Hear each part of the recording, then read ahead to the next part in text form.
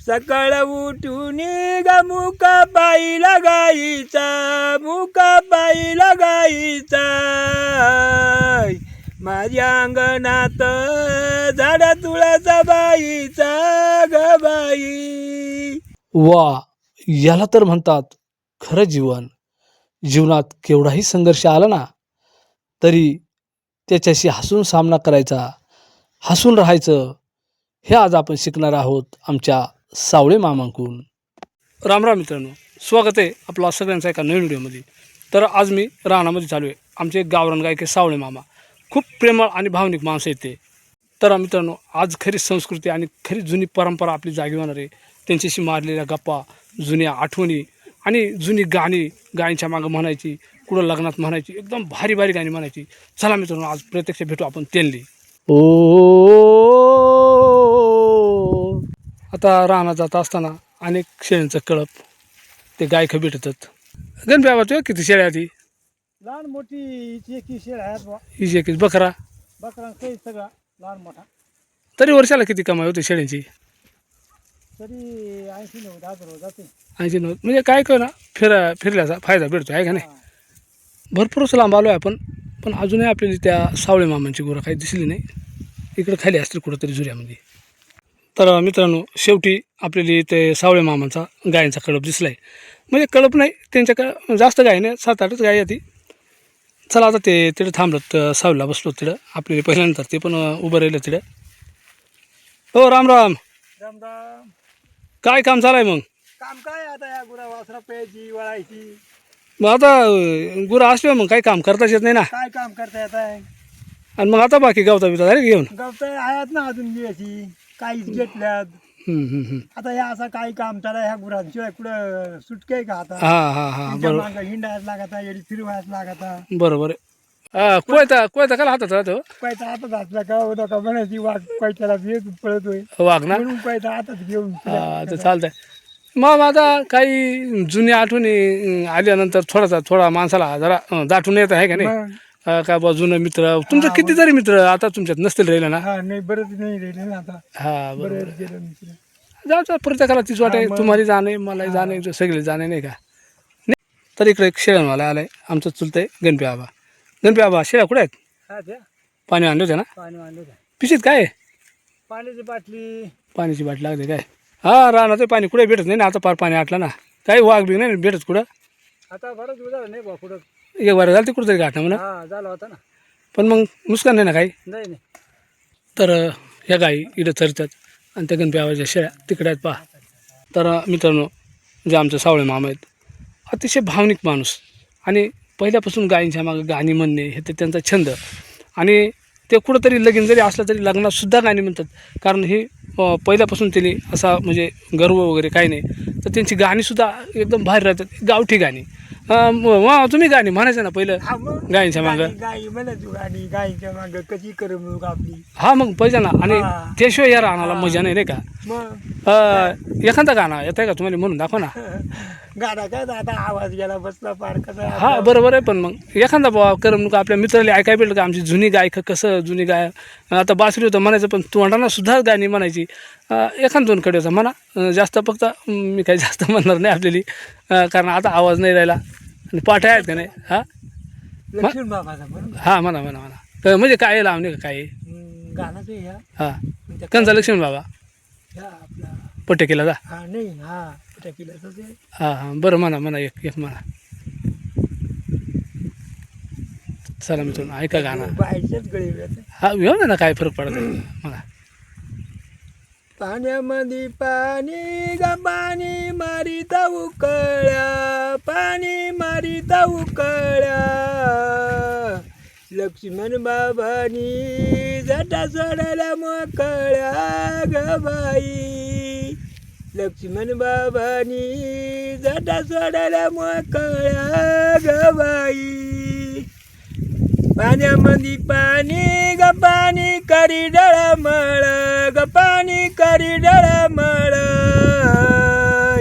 लक्ष्मण बाबाची झाली आरतीची येळ ग बाई, लक्ष्मण बाबाची झाली आरतीची येळ ग बाई. सकाळ उठून ग मुका पायला गाईचा, मुका पायला गाईचा, माझ्या अंगणात झाड तुळाचा बाईचा ग बाई, माझ्या अंगणात झाड तुळाचा बाईचा ग बाई. चला आता त्यांच्या चला टापा तर थोडंसं आपण त्या सावळे मामाला आपण विचारू आता.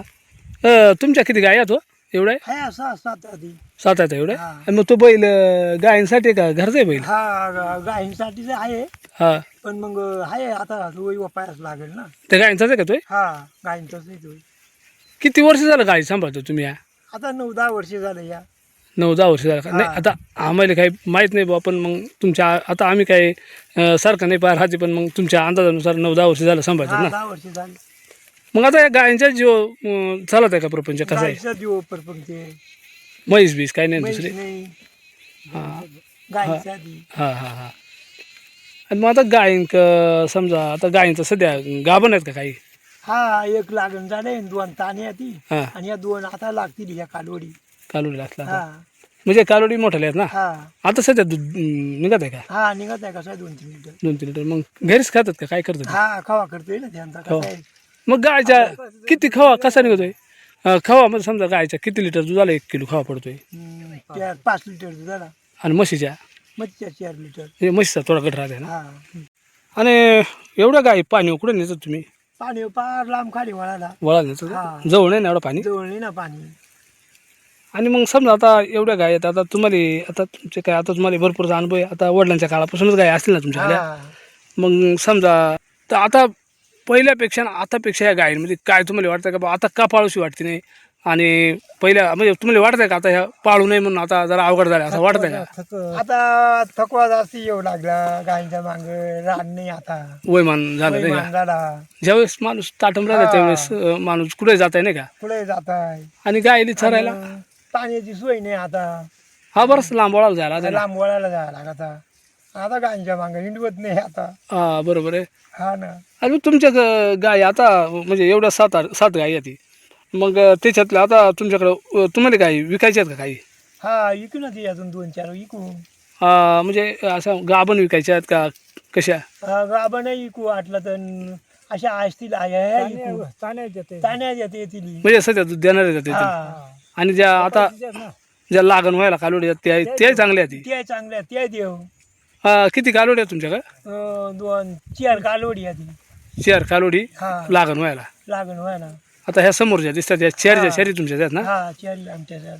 म्हणजे ह्या कालोडी आहेत आणि ह्या बाकीच्या गायी आहेत. हा ह्या गाई ती एक दुसरी ती एक तिसरी ती हां आणि ती एक आहे ती अर्धवट झाली म्हणायला आता.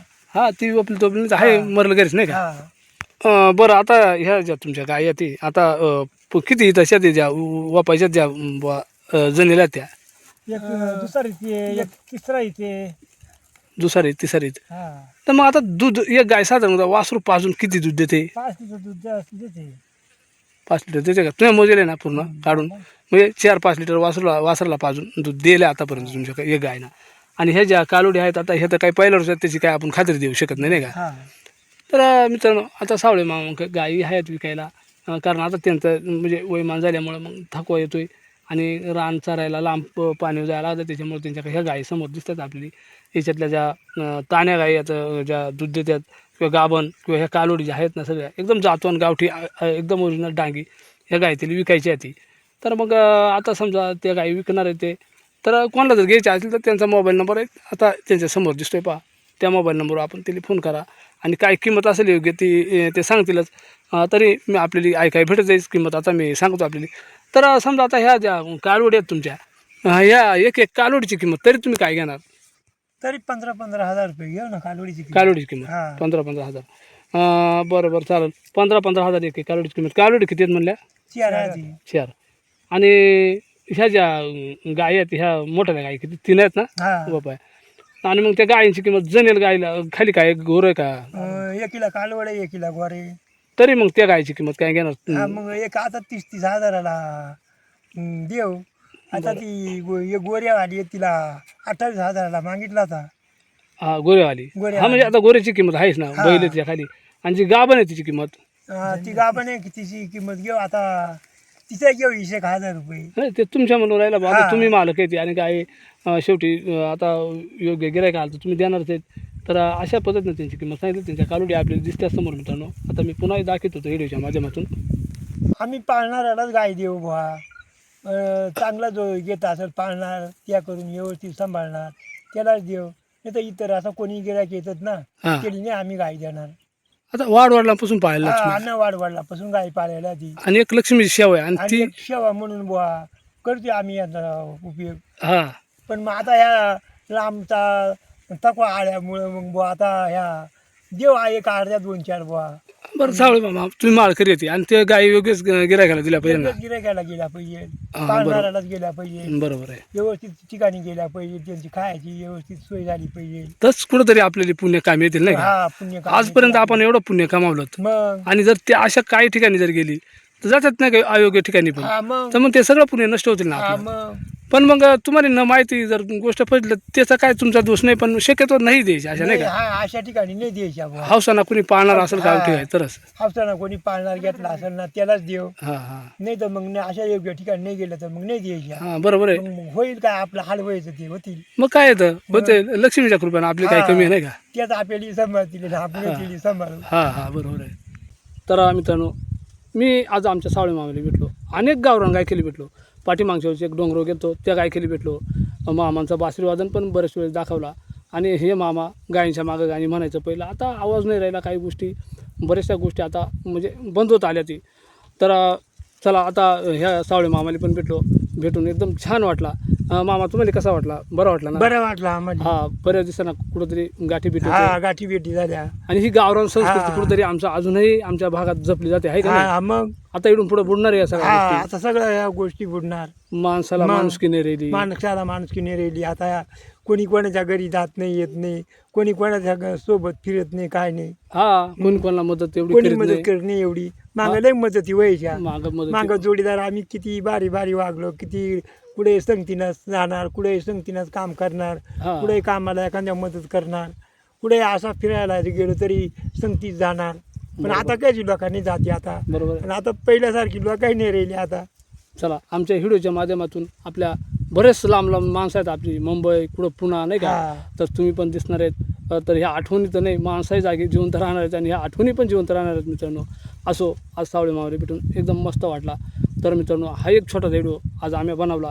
सावळे मामाला गाई विकायच्या आहेत 1-2, तर कोणाला घ्यायचे असतील तर आपण नक्कीच त्यांचा कॉन्टॅक्ट नंबर पण दिला आहे आपण.